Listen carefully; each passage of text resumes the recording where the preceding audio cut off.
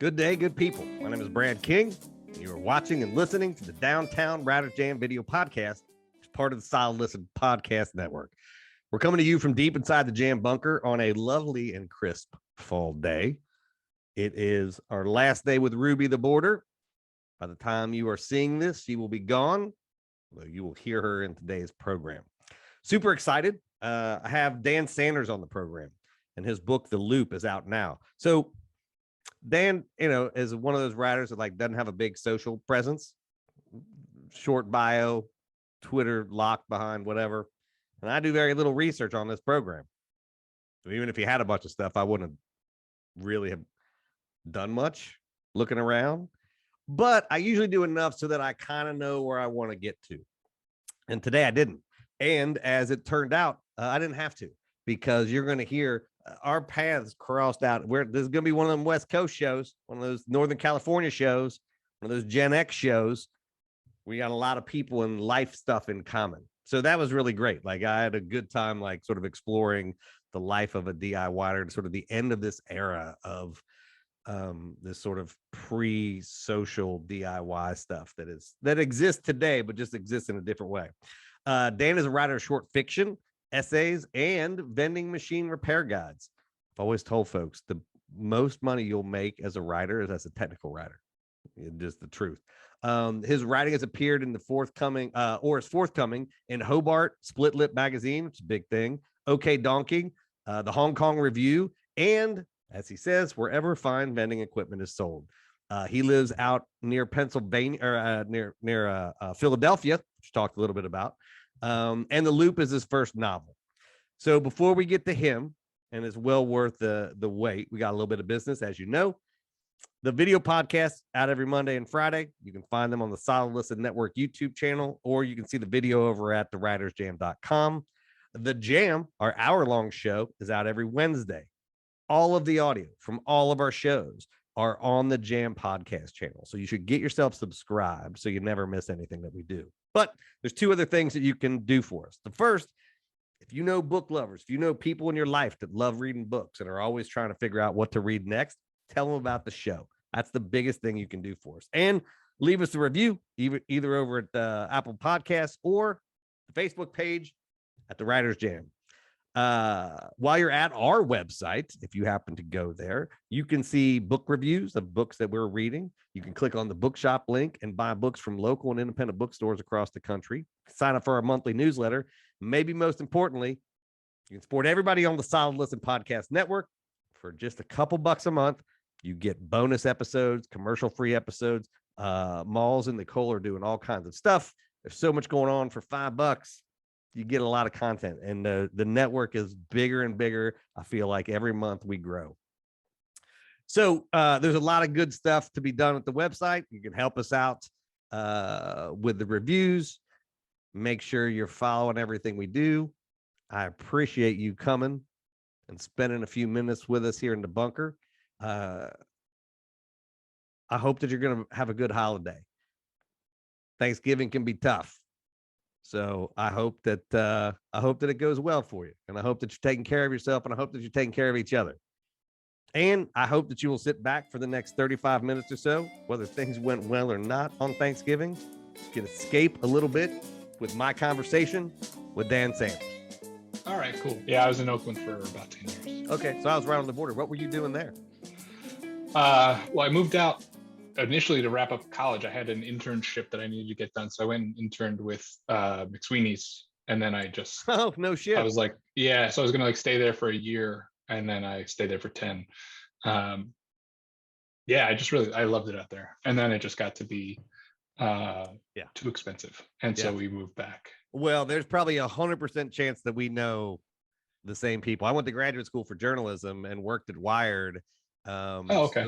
So from 99 to 98 to 2003, I was sort of in the middle of all that stuff. And I think I still have the newspaper that the McSweeney's folks did. Remember when they did I was there when they did that. Yeah. So I have an unopened newspaper. Nice. Still I got it because there was, I think, 1,000. There was a limited run of those. It was, yeah. I don't think I still have my copy. My buddy Kevin has a piece in there that I always loved, where he was I think at that point he was living in New York, but he was just doing all the free tapings of different TV shows. Yeah. And so he would just do reviews of each one. And I think he went to like a Montel Williams taping. Oh shit. And it was just wild. Like, it's just really good. Yeah. For everybody else on the planet who's got no idea what we were talking about. I mean, this was what, around 2002, 2003, 2004? I'm going to say 5, I think. Maybe I think 5? maybe a little bit later. Yeah. So I was already gone, but this group, there was this whole discussion about like, why are newspapers dying? And the whole premise of this thing was because they're written poorly and they're designed like shit. And so we're going to do this issue of this beautiful this beautiful newspaper. I mean, it's like a Sunday New York Times size newspaper. Yeah, it's huge. That's like gorgeous 4-color on the front page. Written by all of these folks, the Boing Boing, like everybody who sort of came out of that sort of weird fucking writing space, and the both the West Coast and then some East Coast folks, like, and just did this like amazing, beautiful thing. And I knew it was an artifact, so I got it. Literally, have never opened it. I'm like, this could be my retirement. I'm hoping, like, because that was Eggers. Was that Eggers? Yeah, he was kind of the push behind it, because he was doing a lot in different spaces. I don't know what he's doing anymore these days, but I think it was a push. Shop. Yeah, and like I think he's really so I think mainly focused on 826 stuff. Is a really in my experience was a really lovely guy. But yeah, I think the goal of that was just to be like, this is still a totally valid mechanism. It's just it's very hard to do. It's very expensive, and they kind of outline, I think there's a piece in there too where they outline their costs, and kind of, I think they also kind of make the case of this is brutally difficult, but also obviously very worthwhile. And they kind of get into that stuff, but it was wild. That's funny. Yeah, I mean, if you were out in the Bay Area at that time, like, it just like it was both this big and small place, and you just like, I mean, I don't know how much you were connected with like the Boing Boing folks, but they were sort of, but like, do you know Boing Boing? I know Boing Boing, but I didn't interact with them. Like Peskovitz and I started at the same weekly newspaper in Cincinnati.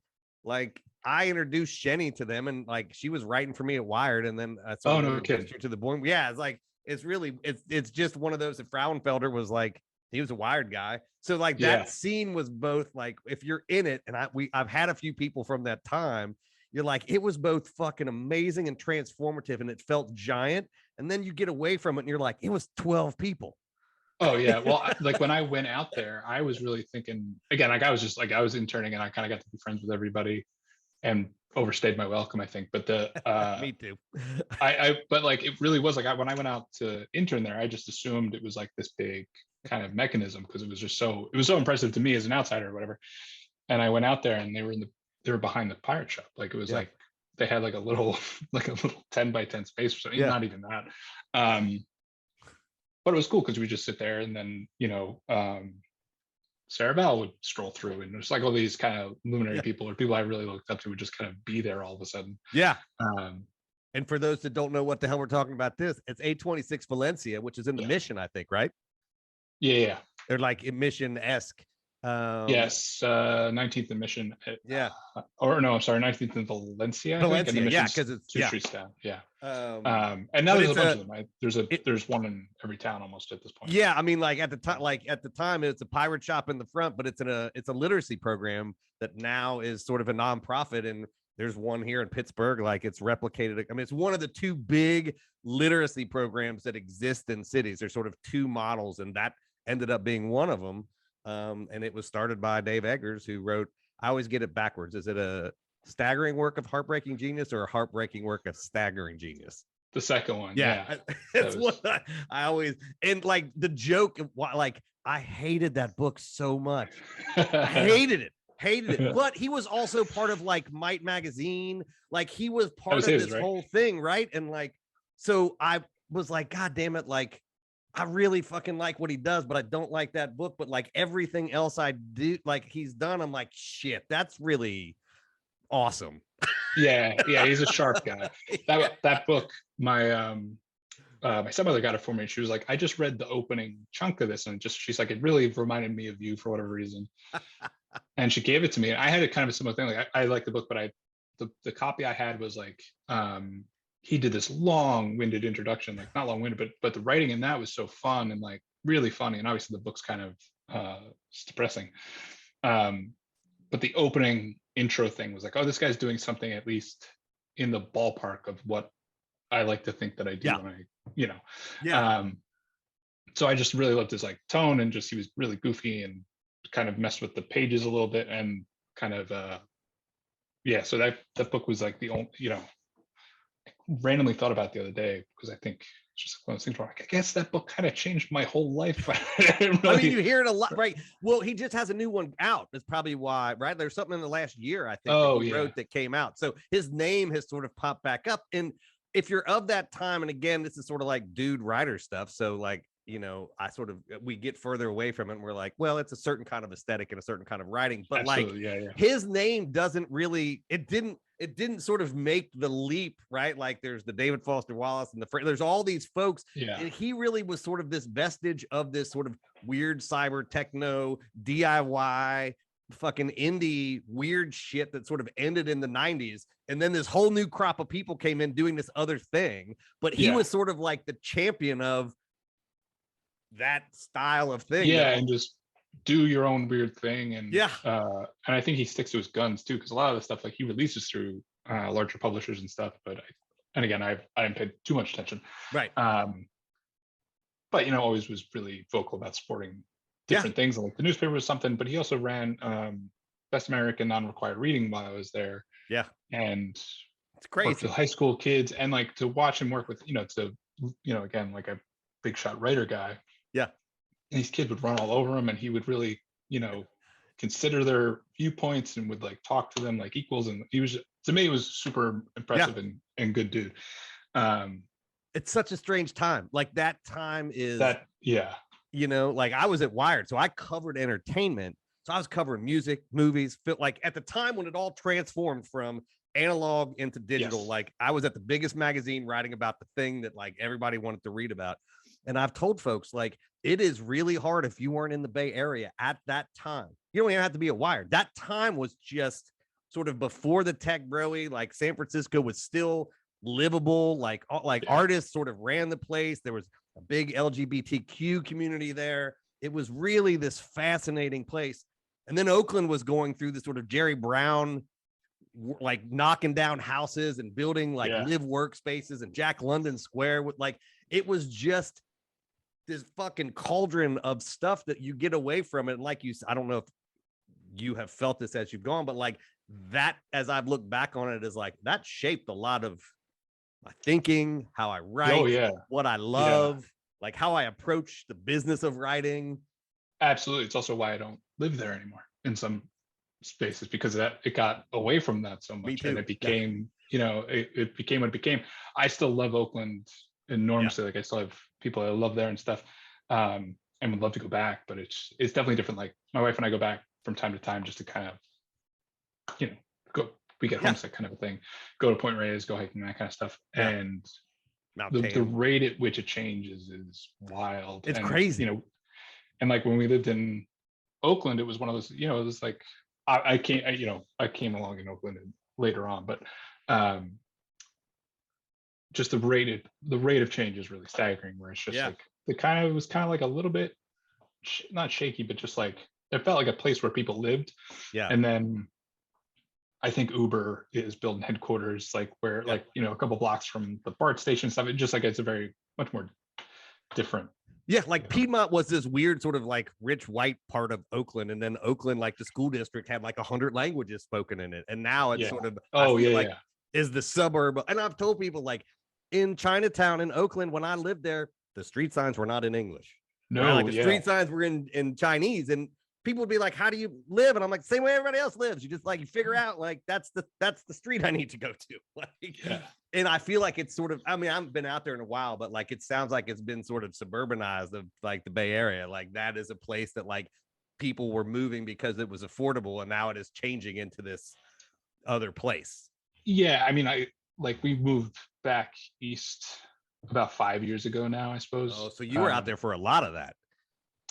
And like we got pushed. I mean, it was like one of those things, we do okay. And we were still like, this is crazy.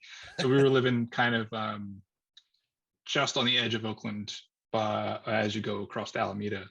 Oh yeah, I lived on like, University Avenue in Berkeley, like right down from the Berkeley Bowl. So like I was like by Albany. Okay. Yeah, so like Oakland was about an 8-minute drive, like the border of Oakland. So yeah.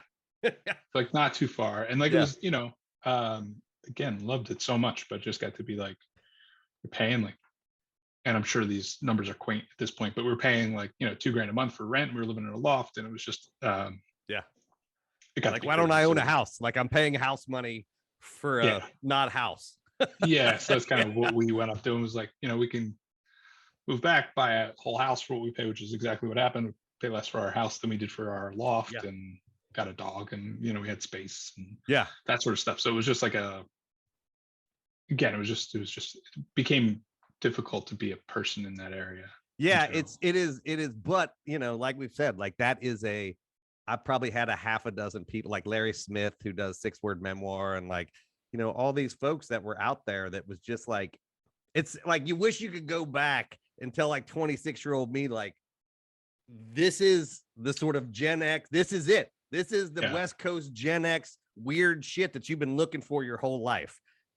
Don't get distracted by the technology and the sort of all the other stuff. Like, this is the thing, right? This is the end of the DIY era. Or at the very least, the end of that kind of. That's what I mean. Like the word, like I got a computer and I can do my own word processing. I can make a zine. Like it was the end of that. And then like blogger.com came along and Tumblr, and it's like, well, that's what the zine is today. Yes. Yeah, exactly. And it's like, fuck, it's great. And I'm trying not to be old, but that's different. It is different. Yeah, there was definitely a before and after moment, I think, for sure. And I have to keep reminding myself, don't be that old person. It's like, fucking zines were the best. Like, were they? I don't know. Like, we just did them. I don't think they're any different than like a multi-person blog. Like, and more people read those. Maybe. That's the other thing. I think there's some element of that too that's kind of like, you certainly get more reach and stuff, and that's what I mean. Like, it's there was nothing like going into the coffee shop or the record store in your town and picking up the zine that was written by the fucking 6 people that listened to everything or like read every book on the shelf, and you were like, fuck, like that's my internet. That's awesome. And this is a small secret thing that only I know about. And it gives everything a little bit more weight too, I think, where you're like, this is special. I found this. I wasn't supposed to find it. No one tried to make me find this. I just found it. Yeah, and like there was also, you could sort of do what you want. Like there was that freedom. It really was, and that freedom sort of, I think, exists with the technology today, right? Is that if you want to publish a book, you can publish a book. Like you have a novella, which is hard to publish in the old world, right? There's small and independent and like do-it-yourself presses that exist now. So like some of that aesthetic has allowed people, I think, to find their voices as writers and like do the thing they want to do. Yeah, and I think find the outlet for it, and also kind of connect. I think one of the nice things is like, the zine thing, you wouldn't necessarily then connect with the person who wrote the zine or whatever, but like smaller publications you kind of get to connect with on. I went up connecting with this guy who started a small online publication called Okay Donkey, super good guy. It's him and his wife run it. And they put out such good stuff. Like they have a really good eye for stuff, and just getting to know them is really nice. And kind of that element of it too, I think, is really. Yeah. I mean, I started a writing collective in Indianapolis, India, in the Midwest. When I left, we ended up with 450 people, and we put out a lit magazine we put out calls for essay books. And we primarily focused on like first-time writers or young writers or new writers or people of color, people that traditionally have a hard time getting into, the sort of gatekeeper things. And it was great. Like it was we had such a good time doing it. And I told folks we could put out a book for under $100. Like, like it really affords you an ability to do some cool, fun stuff. And I think most importantly, and maybe this is why you ended up with Anvil, is I always tell young writers, like, you got to find the publishing house that gets you. And if you have an agent, you need the agent that gets you and isn't trying to make it something else, because it'll be a miserable experience for everybody. Yeah, exactly. Yeah. And you got to find people who like kind of what you do. and there's also kind of enough of those places where yeah, you can find that if you have something decent and you are believe in it, you can find somebody out there to kind of get behind it. Yeah, and I think that I think, you know, without the kids today knowing that, I do think that comes out of that aesthetic that was out there on the West Coast. I mean, I know there's always the sort of East Coast, West Coast publishing thing, and then Chicago sort of sits up there.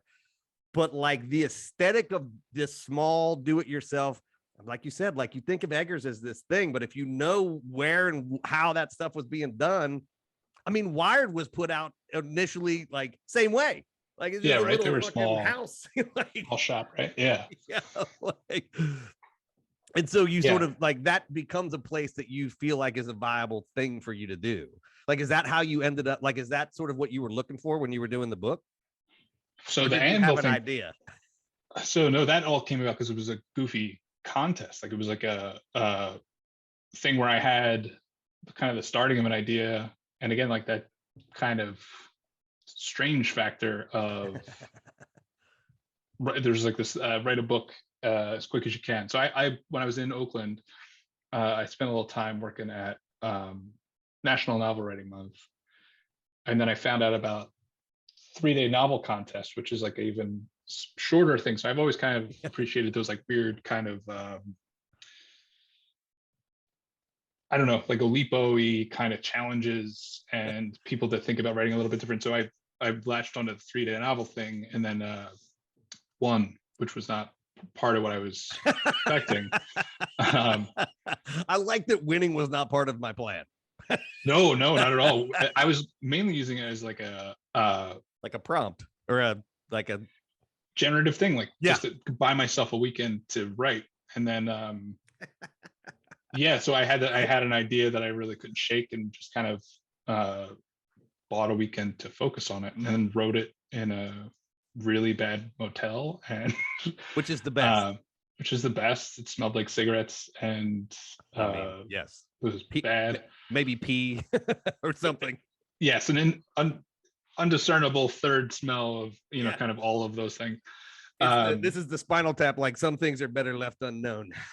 Exactly. But slept on top of the sheets, didn't get too comfortable. But it was just like one of those like weird kind of, again, like on that theme, the like, hey, let's just try this. Yeah, this is a goofy thing, let's just see what happens with it. And then I think I found out about them. A friend of mine had a reading and read with a previous winner, and her piece was really great, so I kind of took it a little bit more seriously, and then I kind of gave it a shot, and then came away with the book, which was kind of cool. That's amazing. It's real. There was a place called, if there was a movie called True Romance, and there was a hotel in it called the Safari Motor Hotel, which is where and there's a place down in LA that was called, I believe, the Motor Inn, and it was next to this famous deli that closed. When I was at Wired, I used to fly down there for weekends to write. Same thing. It was like where every indie rock band stayed when they went. Yeah. Because it had a pool, but it was like $75, and the room was overpriced at $75. Yeah. But again, like that's that aesthetic of that time and place too, that's sort of like, oh, I'm just gonna lock myself in and like do this. Yeah, it's a really helpful. I've done it since then just to kind of like I was like, told my wife, I'm like, I have an idea, I want to go explore it or whatever, I want to spend some time with it. Because when you're home, it's tough to, you got to worry about the cement contractor, you got to all that other stuff, the dog.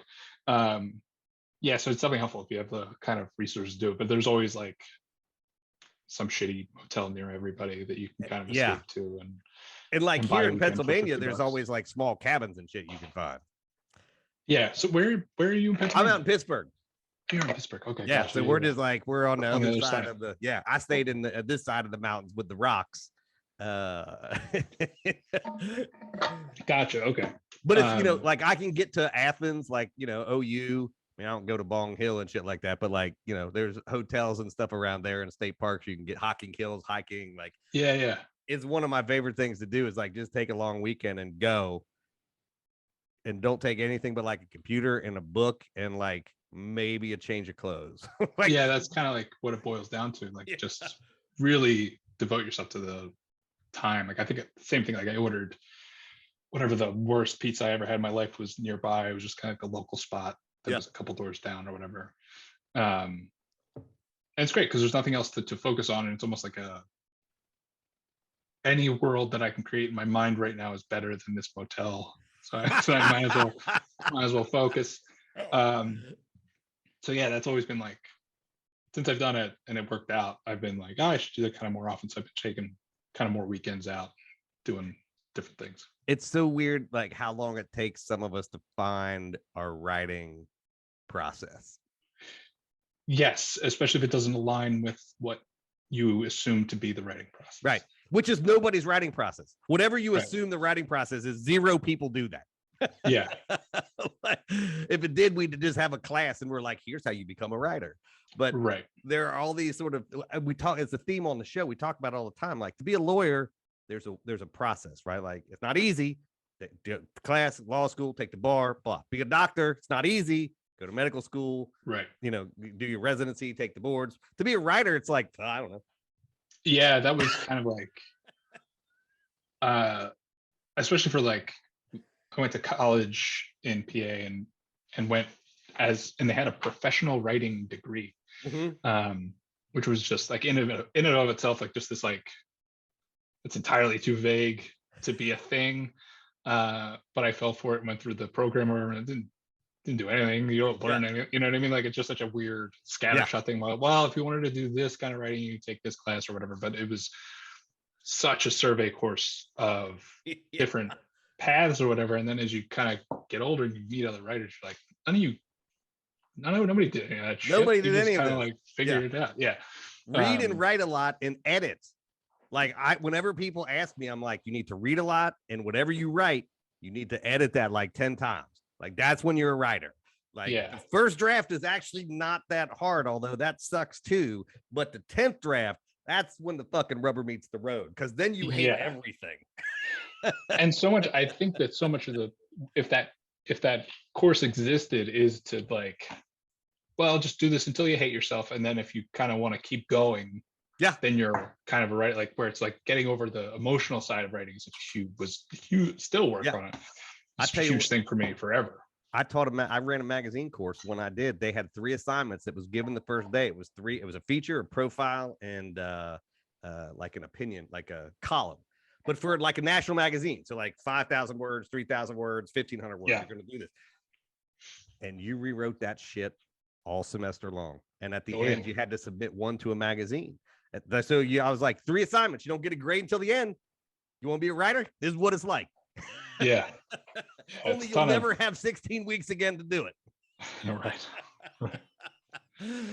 And that was my weed out course. That was the intro course. And I was like, you'll either like, I don't know how else to teach you how to write other than just like, good luck. Yeah. And I write, like, for my day job, I write in corporate environments, and it's the same kind of thing. And that was actually weirdly instructive for how I do personal writing, just because, again, there's no you get the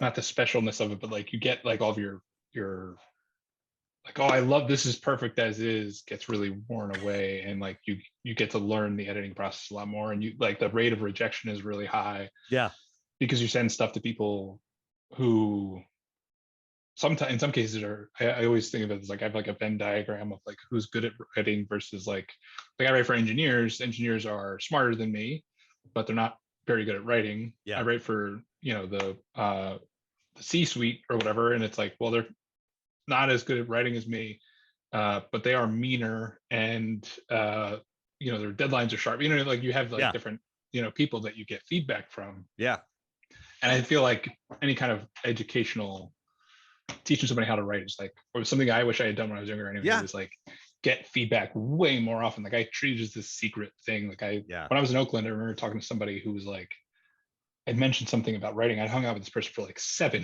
years, and she's like, you write? And I had no idea, because I was just such a secretive weirdo about it. And that feedback and that editing process, I think, is like really 100%, like you said, where you get where you figure it out. Yeah, I mean, it is where you figure it out. Like, I don't know how else you could do it. I mean, I always do tell people, otherwise you're just writing in a journal. Like, if you're just writing for yourself, that's great. That's still writing, but that's not professional writing. Like, professional writing, you end up in the cauldron, and sometimes you're the frog in the pot where you're like, this is really good. Like, this makes me feel warm. And then all of a sudden you find out, like, oh, I was soup. I should have fixed this way earlier. Yeah. And I think that's like another thing from like corporate writing that has helped me in my personal life too, is where it's like when I wrote the book, there's no real impact in terms of, it goes out and people read it or they don't. When I do corporate writing stuff, if I tell somebody to do the wrong thing, I get yelled at by people. Hundreds of people get, this doesn't work. It's been for technical writing stuff, especially where you're like, well, this is how you fix our broken product. And then, thousands of people come back and say, oh, you made it worse. And it's like, oh, my writing did that. My writing really had an impact today. It's funny.